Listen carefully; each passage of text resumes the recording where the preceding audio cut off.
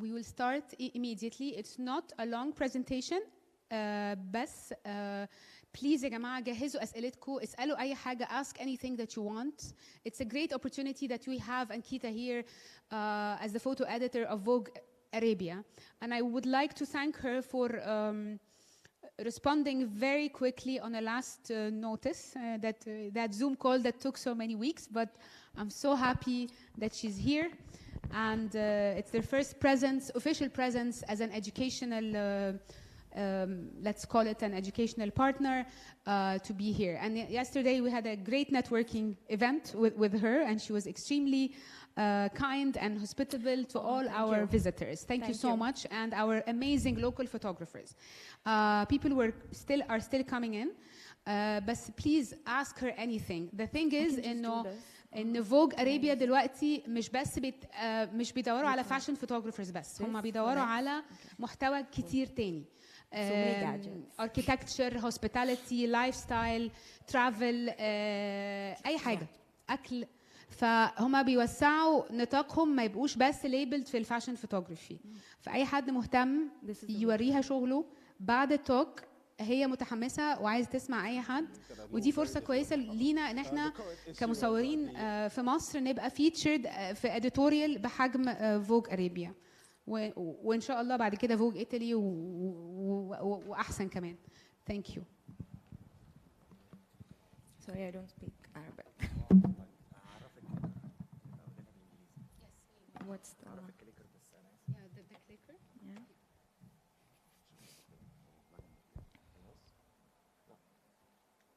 لازم نطلع ونحط السبين نعمل نيكست. ممكن نطلع؟ هو الأولو قطعه نفتحه نتأكد إن هو مفتوح. بيقلب ولا لا؟ It's fine. I'll just use this. هو كده بيقلب. Thanks. Can we rehearse the volume from the laptop? Rehearse the volume. Okay. 100%. Okay. Cool. I'm ready. Yeah. Perfect. Cool. Hi everyone. My name is Ankita Chandra, and I'm the photo editor of Vogue Arabia.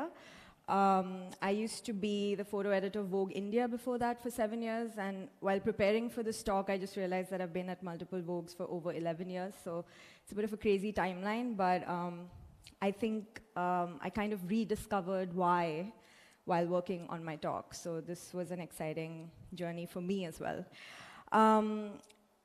So can I get a show of hands from people who don't know what a photo editor in a magazine does, or what a photo editor for Vogue does, for example?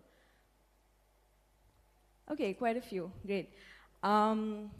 So basically, I feel like photo editors are like a unique breed of storytellers, and their roles exist between that of a photographer and that of a writer in making a story come alive. And I think it's a very crucial role in any publication, because a photo editor decides how a story is going to be translated and how impactful that's going to be for its readers. And I'm not only talking about like a visual impact, but I'm also talking about a social impact and political impact and so on. And as a photo editor, I'm always asked, as a photo editor of Vogue, I'm always asked the same question. In fact, last night, a bunch of people asked me, if all we do in the magazine is fashion photography. And that really, struck a nerve with me, because that's absolutely not true. I mean, obviously, Vogue is a fashion magazine, primarily, right? But intrinsically and fundamentally, it's a women's magazine. And we do and we cover everything from like, obviously fashion and documentary and travel and architecture, still life, food, and everything in between, right? So the spectrum of the photography that we do and the stories we tell are absolutely everything under the burning sun.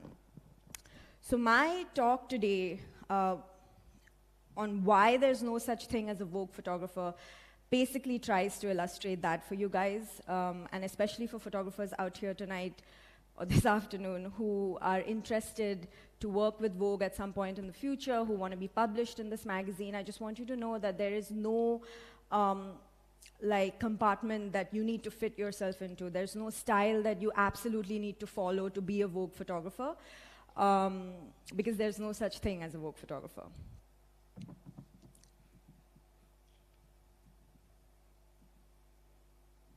Fashion now, and I admit it's something that I know very little about. The current issue of the Arabian version of Vogue magazine is an image of strength and beauty. For the first time, 3 Somali women models are on the cover of Vogue Arabia this month, and news of it is all over Twitter, shining a spotlight on a woman's right to choose. Halima Aden, Amina Adan, and Ikram Abdi Omar spoke to the publication on the issue of modesty. Well, I'm delighted to say that we're now joined by Ikram. What's the reaction been like? It's been splendid. I mean, a lot of messages have been sent to me about like spreading awareness about the headscarf and how you can be modest and fashionable at the same time. A lot of love and support from everyone. Because, I mean, on the cover, all 3 of you were wearing the headscarf. Yes. What message were you trying to give people? I just want to say, all 3 of you were wearing the headscarf. Yes. What message were you trying to give people? I just wanted to give people the message that you can wear the headscarf. It's beautiful, it is stunning, you can be fashionable. It's like another piece of fabric that you can match with your clothing. And yeah, that was the message we're spreading. It also Strength and symbolizes power. modesty, you Yes. know, but some critics would say, well, you know. Sorry, so I think what I'm trying to say is that around 4 years ago, Vogue Arabia made fashion history by putting 3 black hijabi models on the cover, which had never been done before by any other publication. What we try to do with this is not only spark dialogue around modest fashion as a fashion magazine, but also create awareness about the veiled Muslim woman and the discrimination that comes with that identity. With the power of a single image, what we did was we brought these women front and center of this discussion and basically helped them have a platform to tell their story from their point of view. With a very provocative cover line, as you can see, your body, your rules, and this cover line eventually ended up being like the slogan to echo the times going forward. Like, as you know, what happened in France and the US, and governments and establishments telling women what to wear and what not to wear. So it was a very timely, very important cover. Like, till today, it's probably one of the most important covers and shoots we've ever done. This also is one of the most seminal shoots that we've done at Vogue. It was from June 2018, and we put Her Royal Highness Haifa bint Abdullah Al Saud in a car in Saudi Arabia the same month that the ban for women driving was lifted in the kingdom. And our idea of having someone from, quote unquote, the establishment was to encourage women in the country to kind of take that first step and embrace that socio-political reform that was happening in the country at that time. And I want to go back to the power of a single image and talk about how this image like encapsulates so beautifully that one particular moment in time in this country. And I feel like it, you know, every time I go back to see this image, it takes me right back to that historical moment that happened in Saudi. And that's what's so beautiful about it.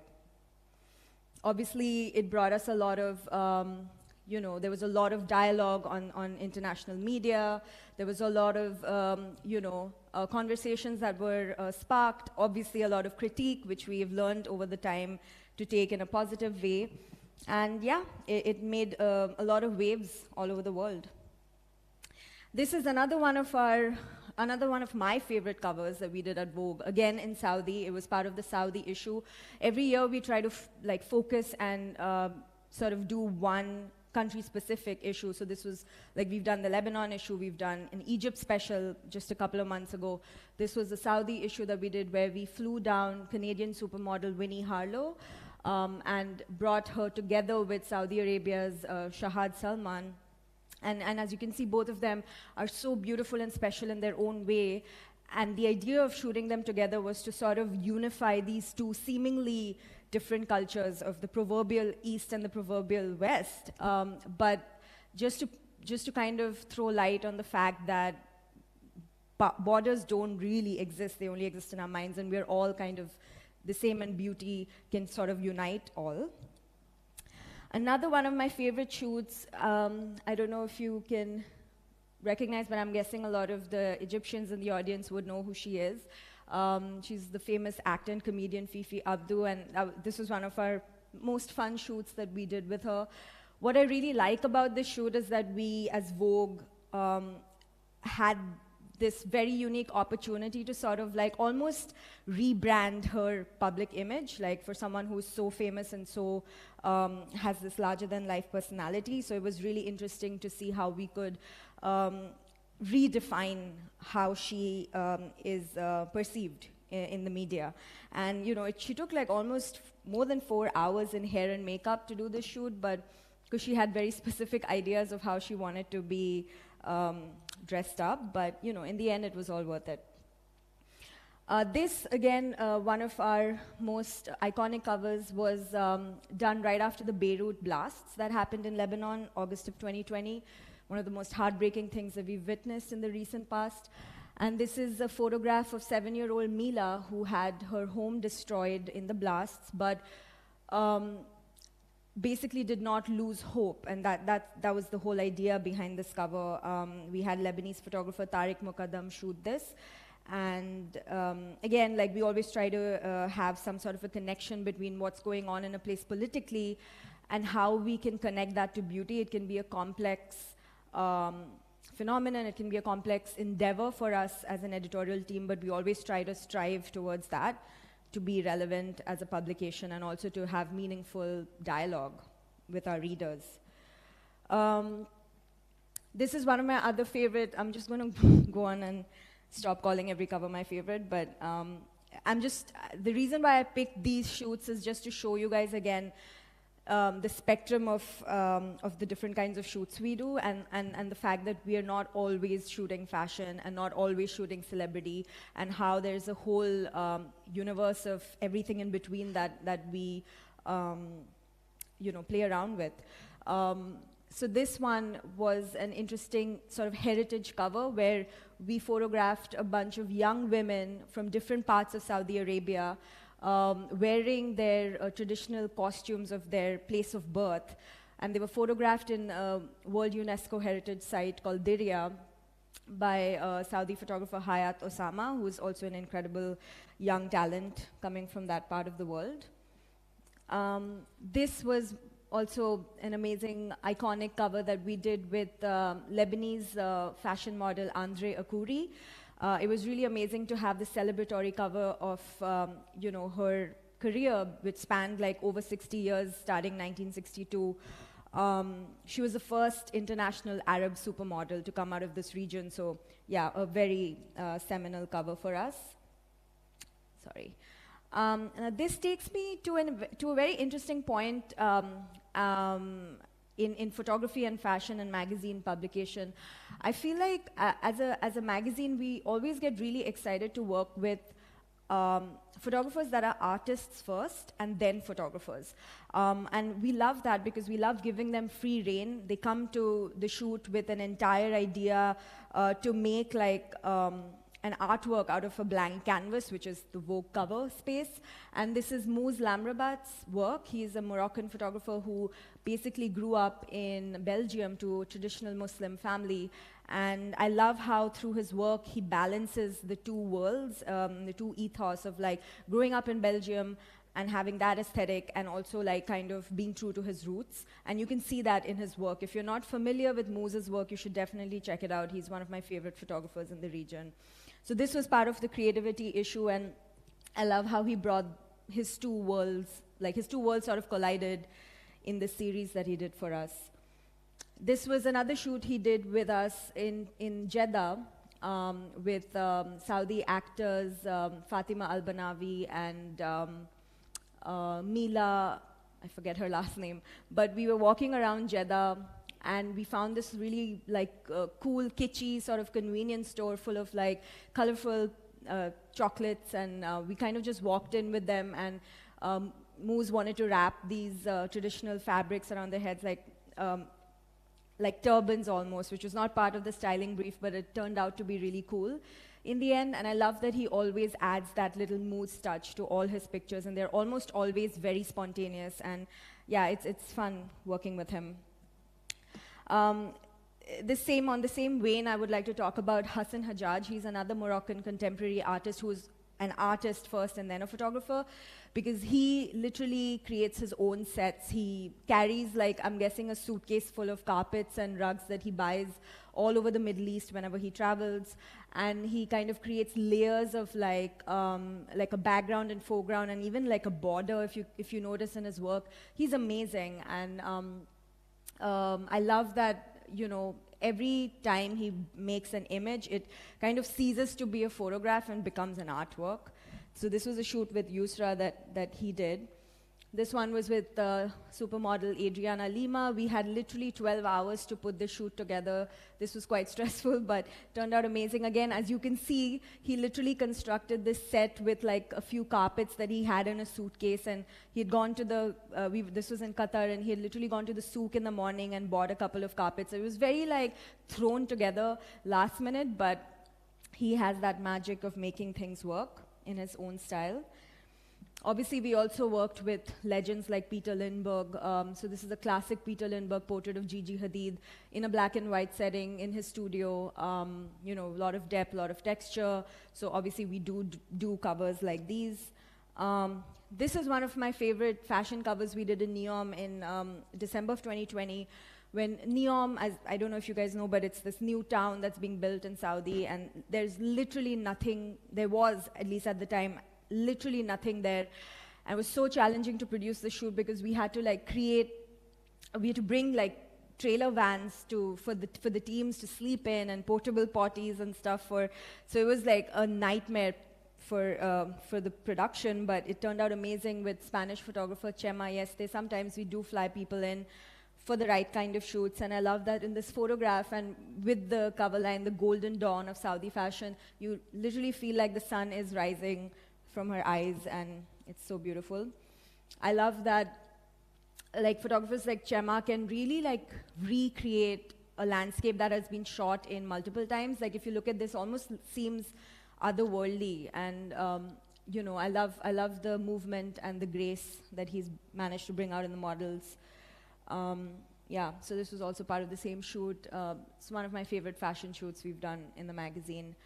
Now we're going to slowly move on to a slightly different side of of the things we shoot in the magazine, slightly more documentary stuff, kind of driving the point home that at Vogue we do all kinds of shoots and it's not just fashion.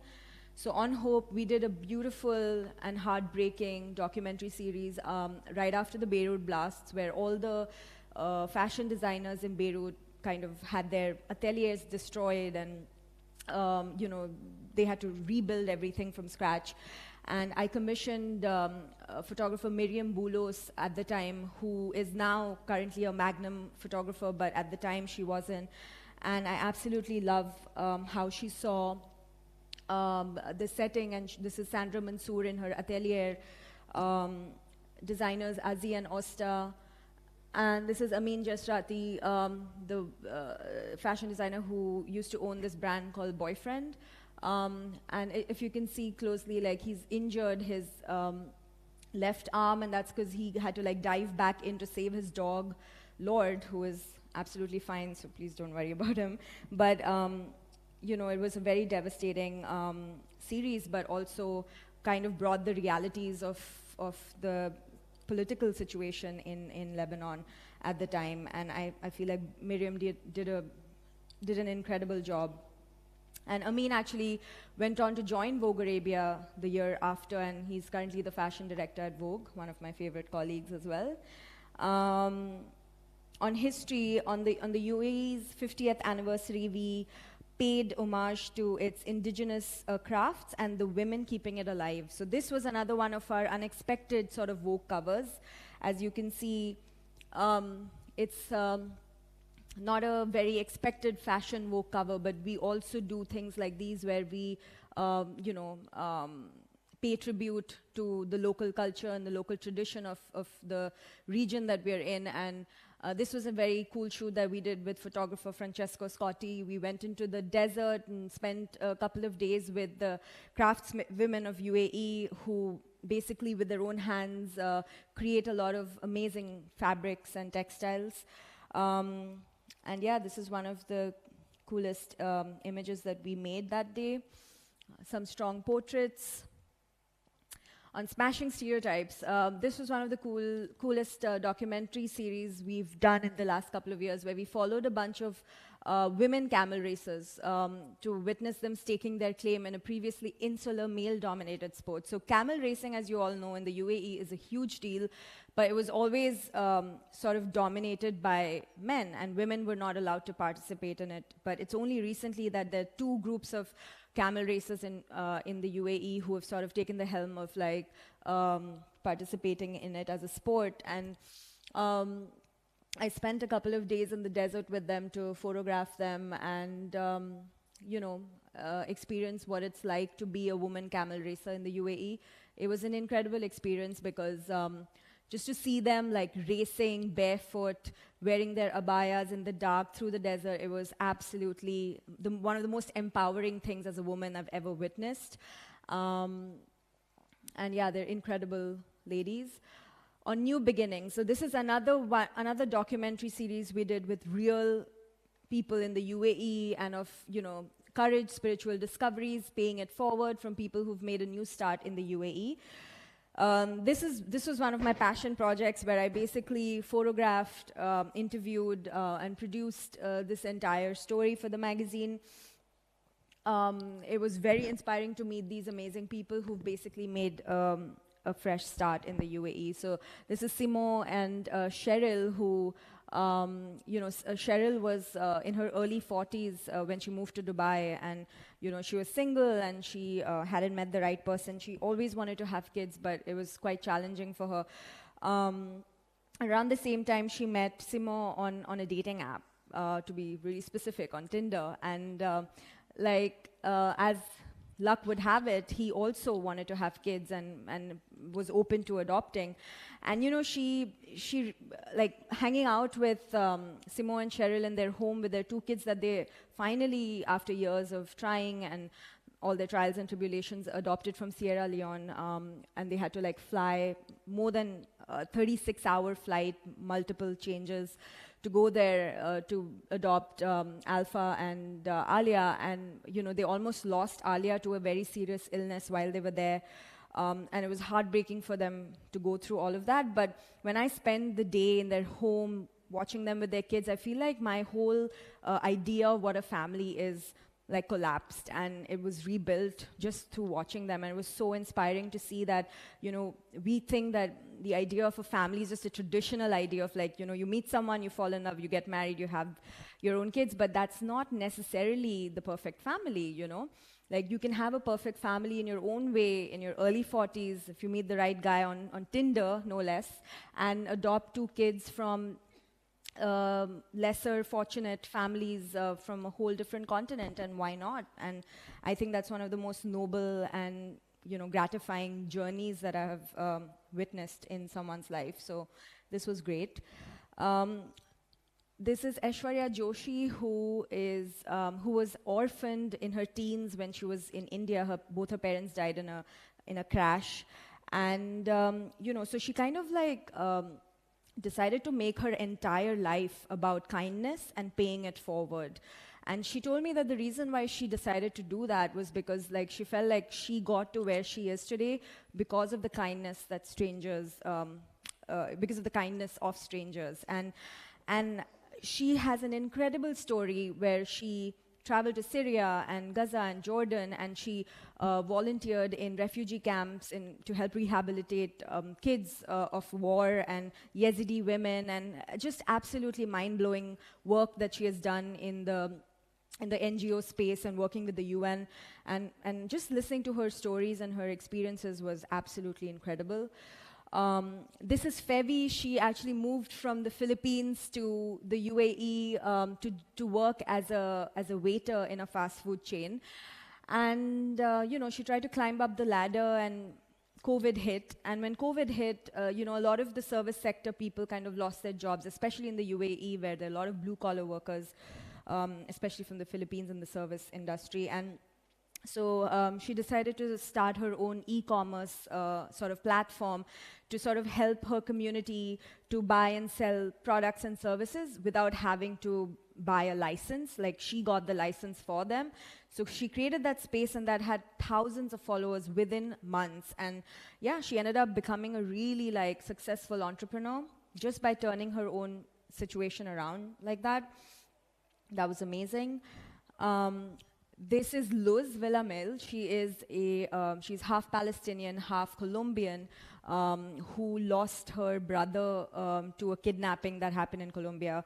Her father was kidnapped a few months by some guerrilla military groups and then returned after 3 months. And she had a very, very volatile upbringing, which is why her parents moved to the UAE, again, because it's all part of the New Beginnings story. She moved to the UAE, and I think, according to her, her new beginning was the year when when a lot happened. She went through a divorce, she lost her father, and she was also diagnosed with breast cancer, all in the same year. It was heartbreaking, to say the least, but what she told me was that year basically taught her who she really was and helped her heal in different ways. And today she's a breast cancer activist. She also ran Cinema Akil, which is a really cool sort of a vintage cinema hall in Dubai. So her story was super inspiring. The last person that I interviewed is actually one of my favorites. His name is Manju Mandal. He is from Bangladesh, and he moved to Dubai to work as a cleaner in a restaurant about 8 years ago. And, so he barely could speak any English. And he joined this NGO in Dubai to kind of learn how to speak English. So he started learning, and he got a job as a delivery boy in a bank. And he started delivering papers around. And so he kept learning English, kept going to the NGO, delivering at the bank. And today he is a sales executive at Emirates NBD. And he's doing really well for himself. And he continues to give back to the NGO that actually taught him English by teaching his fellow blue-collar community English, their soft skills and stuff like that. This is actually one of the labor camps where he moved to and lived in the UAE. I don't know if you guys are familiar with the labor camps in the UAE, but it's a very, very bleak way of living. It's when we went there, we were astonished to another extent to see how people lived in these labor camps. It's almost heartbreaking. So we shot him there just to kind of show the trajectory of his growth from where he started out and where he is today. And it's, again, absolutely incredible. So I guess what I'm trying to say through all these images that I've shown you guys, obviously there's so much more, but I don't want to bore you guys to death, that, we do the entire spectrum. And the fact is that there is no such thing as a Vogue photographer. Anyone who is amazing at what they do and are authentic to who they are through their work is someone that we would love to, that Vogue would definitely publish. This is one of my favorite quotes from Ansel Adams.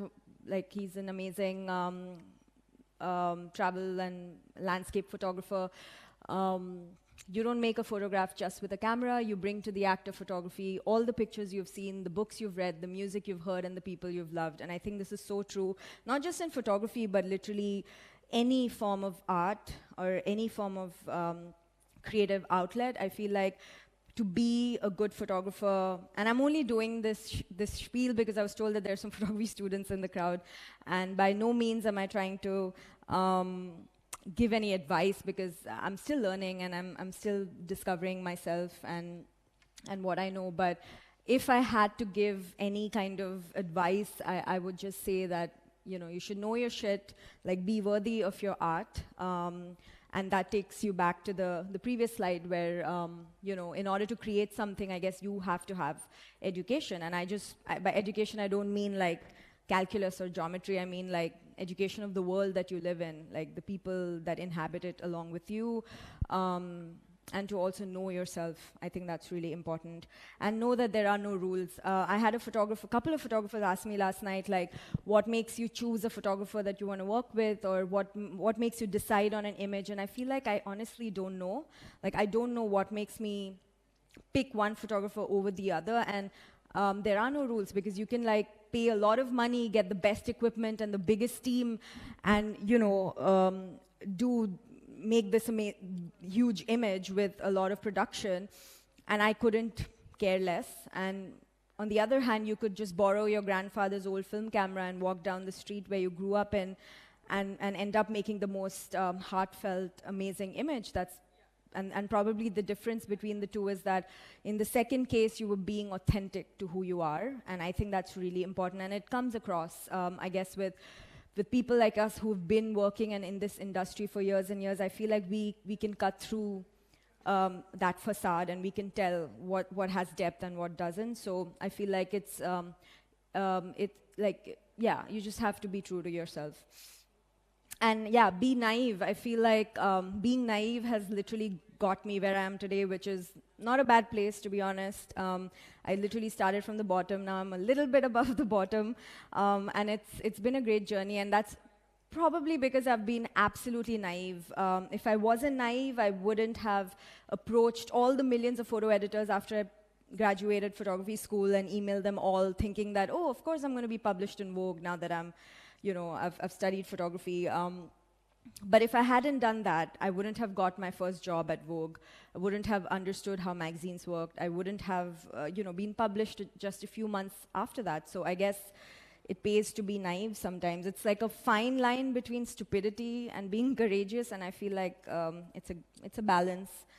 And yeah, use your roots. I feel like that's one of the most important points. I feel like going back to what I said about Moose Lamrabat and Hassan Hajjaj and Miriam Boulos, I think these photographers really are true to who they are, where they come from, and they use that in their images, they use that in their work. And I think when you really use your roots and when you're true to yourself, like you're an authentic artist, and no one can deny that. And an extension of that would be to find your voice. I know it sounds really like a bumper sticker quote, but it's so important to find your voice, like your visual language. What's your identity when you're creating images? And to end this with a very deceptively profound quote from Nintendo Quit Screen: everything not saved will be lost. And I truly believe in this, because I feel like photography is one of those things. It's not. I wouldn't say it's like riding a bicycle. I feel like if you stop trying at it, if you stop creating work, eventually you'll probably like just lose it. And I feel like that happened to me. I stopped making images for like 7 years. I was too busy with my full-time job.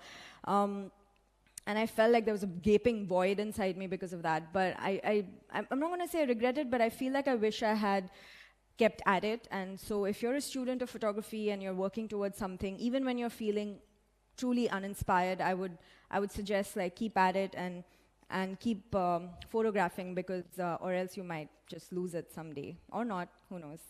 Thank you, and I'm looking forward to questions if anyone has any.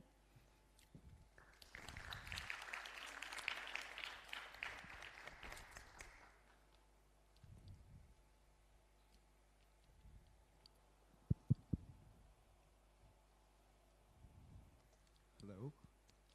Is it on? Okay. Yeah. You said that you went to photography schools. Yeah. So you know how to photograph, right? Sorry? I can't You hear said you went to photography schools. Yeah. So you know how to photograph, right? I know how to photograph? Yeah, you can. I guess. I think I do take photos. I did show you some of my shoots. Oh, really? Sorry. Yeah, so the real people in the UAE, the camel racers, they were shoots that I did for the magazine. Well, my question would have been, what are the projects? Assuming that you cannot photograph all of the projects. So my question would have been, what is the project that you would have loved to be the photographer of? That's a really good question. Thanks for asking. I would probably say that the 3 hijabi model cover. Yeah, because it's such an important cover, such a meaningful cover to us as a magazine. I would have loved to photograph that. Anyone else? That's it? It's here. Hello. Hi. Thank you very much for this very inspiring talk and presentation. Your work is amazing, especially the new beginnings. It's really impressive. You shot, produced everything yourself, and you did the interviews. How did you find these incredible individuals? First of all, thanks so much for your kind words.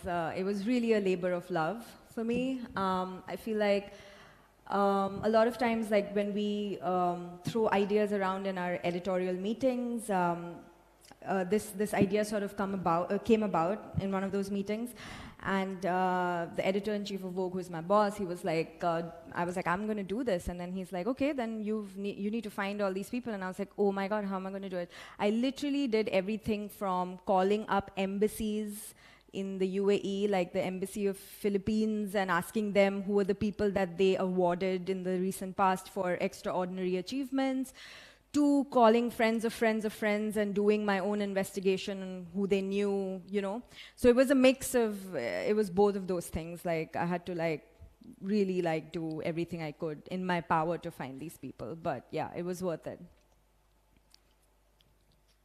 Cool. Is that all? Thank you, everyone. This was an honor. Thank you so much. Thanks. Thanks. Oh, sorry. There's another question. Yeah, I can hear you. The mic is coming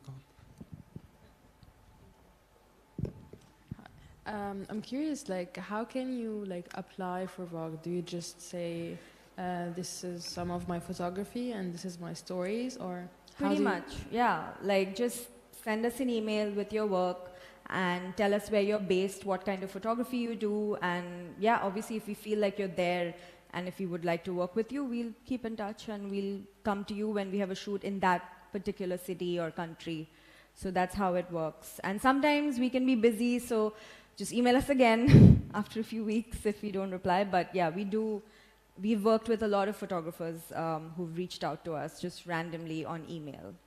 So it sorry, works. you said Vogue come to the country to make a shoot? Yeah, or? so because we shoot in literally all the different countries in the Middle East, GCC, Northern Africa. So I feel like we love having a roster of photographers who are based in different parts of the world. So when you email us, just let us know where you're based, what kind of photography you do with a link to your work. And then we'll obviously put that on file.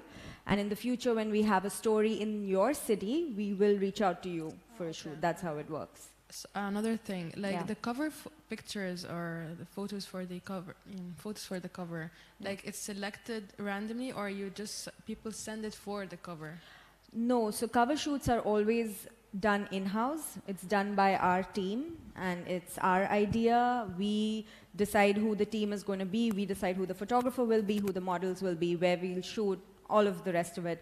So it's always a very internal editorial decision, and obviously our editor takes the final call on what goes on the cover. So that's how it works. Sorry. It can be like a very good photo that is shot randomly and then Vogue decide to put it on cover. Yeah, it can be, and it wouldn't just be one photo. It needs to have a series, because every cover is published with a series and a story. So we actually did that, by the way, during COVID. We had a submission, so they're called submission shoots, where a photographer just submits an entire series to us, and sometimes we consider it and we print it if it's good enough. And if it's fashion, it has to be current season, but if it's not fashion, if it's good enough, we publish it. So during COVID, we actually had a cover story, the cover image, I think it was the May issue, which was a submission that was sent to us by a photographer, and we did not produce it. So yeah, that does happen. Thank you so much. Thank you.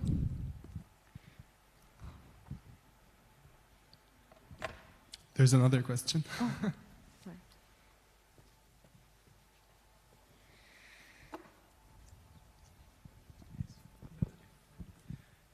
Hello. Hi. I'm a fashion photographer and project photographer for sure. Thank you for everything. It's so inspiring. You're welcome. I'm asking you, for sure you're an editor. The photographers, and I know it's a story, some of the covers and some of the work. How do you find the work? Of course, the photographer have a vision in editing and to show the mood and stuff. How do you find collaboration between you and him? Sometimes it happens, or it's your vision for the editing? You mean the post-production, like the retouching of the images? Or? Almost everything. Yeah. Right, so when we have an idea for a story or a shoot, like we always come up with like a mood board, and so the mood board is very, very clear in terms of what the concept of the shoot is, what the brief is, like to the point, even to like the body language and the poses and the lighting and the treatment. So everything is pre-decided before the shoot, so there's no confusion and no miscommunication that happens later on, because we also work on really tight deadlines and we don't have the luxury of going back and forth. So it's all pre-decided, and everyone working on a shoot agrees on a certain treatment, whether it's hair and makeup and what the hair and makeup will be, or what the styling will look like.